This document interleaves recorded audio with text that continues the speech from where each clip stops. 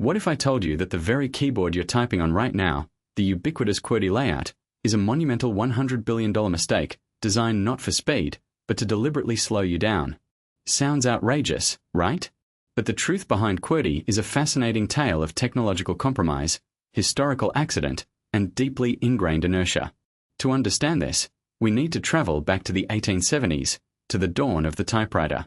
Christopher Latham Scholes, the inventor of the first commercially successful typewriter, faced a critical mechanical problem. Early typewriters were purely mechanical. If you typed too fast, especially consecutive letters that were physically close on the type basket, the type bars would clash and jam. Imagine a frantic journalist in the 1870s, trying to meet a deadline, only for their machine to seize up repeatedly. Scholes' solution: rearrange the keyboard to separate commonly used letter pairs, forcing typists to slow down, thereby preventing jams. This wasn't about optimizing for human efficiency, it was about preventing machine failure. Letters like T and H, E, and R, frequently appearing together in English, were deliberately placed far apart.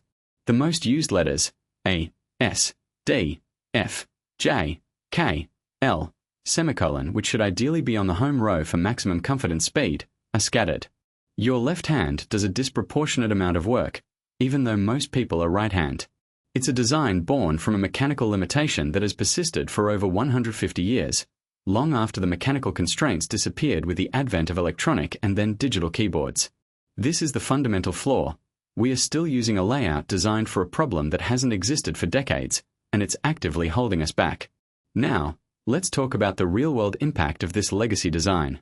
This isn't just a quirky historical fact, it's a constant drain on productivity and a source of physical strain for billions. Think about the sheer volume of text produced globally every single day. Emails, reports, code, social media posts, creative writing. Every keystroke made on a QWERTY keyboard is, on average, less efficient than it could be.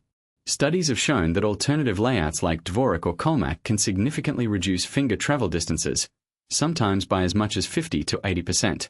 What does that translate to? Faster typing speeds, yes, but also less fatigue, fewer errors, and ultimately, more output. For an individual, this might mean an extra hour or two of productive work per week, or simply less strain at the end of a long day.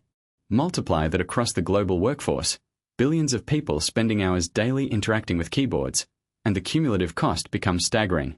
The 100 billion mistake isn't a literal transaction, but a conceptual figure representing the lost economic output, the healthcare costs associated with repetitive strain injuries, RSIs, like carpal tunnel syndrome, and the sheer opportunity cost of not adopting a demonstrably superior standard. Imagine if every programmer, every writer, every data entry clerk could type 20 to 30% faster and with less discomfort. The economic ripple effect would be immense. Industries from software development to customer service, where typing is central, are constantly grappling with efficiency and employee well-being. QWERTY, in its subtle but pervasive way, contributes to both these challenges. It's the invisible tax on our digital lives, a constant friction in our interaction with technology. So, if there are better alternatives, why are we still stuck with QWERTY? The answer lies in a powerful combination of human psychology, economic inertia, and a classic chicken and egg problem. Firstly, muscle memory. Most of us learn to type on QWERTY as children or young adults. That muscle memory is deeply ingrained, almost subconscious. The thought of relearning an entirely new layout can be daunting, frustrating, and initially, slower. The immediate productivity hit of switching is a significant barrier for individuals and businesses alike. Who wants to be less efficient for weeks or months, even if it promises long-term gains? Secondly, the sheer ubiquity of QWERTY. Every computer, every laptop, every smartphone, every public terminal defaults to QWERTY. Keyboards are manufactured in the billions, all with the QWERTY layout.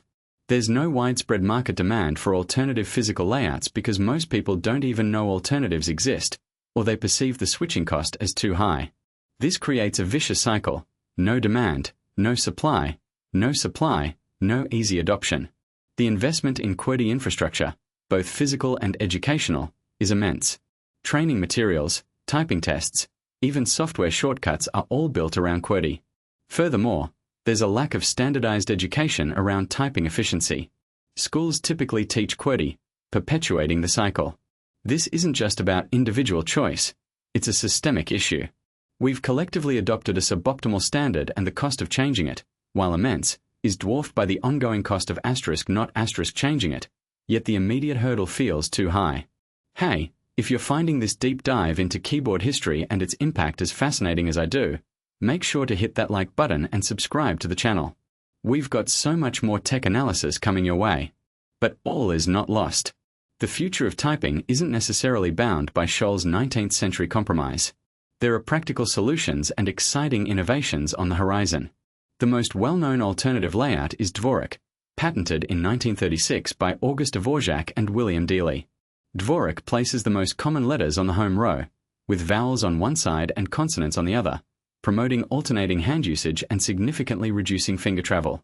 Another popular alternative is Colmac, designed in 2006, which aims to be an easier switch for QWERTY users by keeping many common non-alphabetic keys in the same place and only changing 17 keys.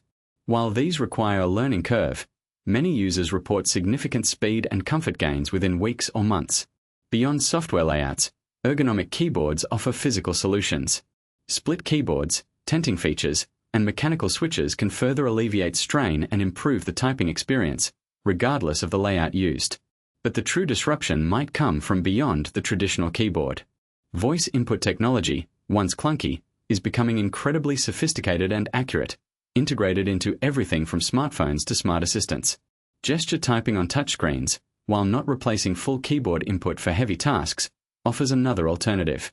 Looking further ahead, imagine AI-powered predictive text that anticipates your thoughts, drastically reducing the number of keystrokes needed.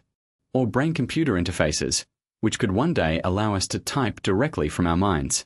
The physical QWERTY keyboard might eventually become a relic, replaced by more intuitive and efficient input methods that don't carry the baggage of a 150-year-old design flaw. Until then, for those of us still reliant on physical keyboards, experimenting with alternative layouts or investing in ergonomic hardware can offer immediate, tangible benefits. The power to break free from the 100 billion mistake is literally at our fingertips, whether through a software setting change or by embracing new technologies. So, the next time you sit down to type, take a moment to reflect on the QWERTY layout. Is it serving you, or are you serving its outdated design? The decision to stick with the status quo often means sacrificing potential gains in efficiency, comfort, and even health. The QWERTY keyboard is a testament to the enduring power of standards, even when those standards are suboptimal. But it also highlights our collective capacity to innovate and adapt. What are your thoughts on QWERTY? Have you ever tried an alternative layout? Let me know in the comments below. And if you found this deep dive thought-provoking, make sure to like this video, subscribe to the channel for more tech insights, and tell me what other tech myths or design flaws you'd like us to explore next.